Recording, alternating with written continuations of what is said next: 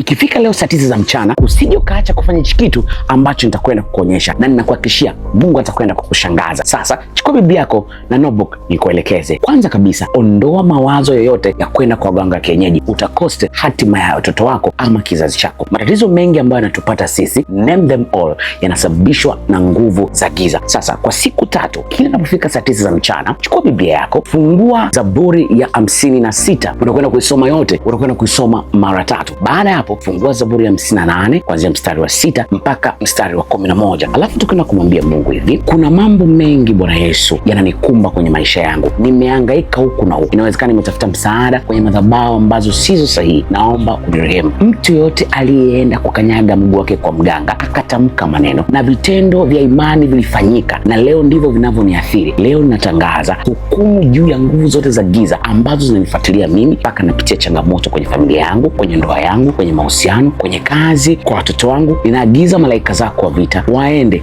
wakavunje kila minyororo ya giza, na ninatangaza kuanzia sasa, baada ya siku 3 za haya maombi, ninakwenda kuona upenyo, nitakwenda kuona mafanikio, na hii hali ambayo unaipitia sitaiona tena. Kwa hizi siku 3 Mungu atakufungulia milango mikubwa sana ambayo hujawahi kuiona.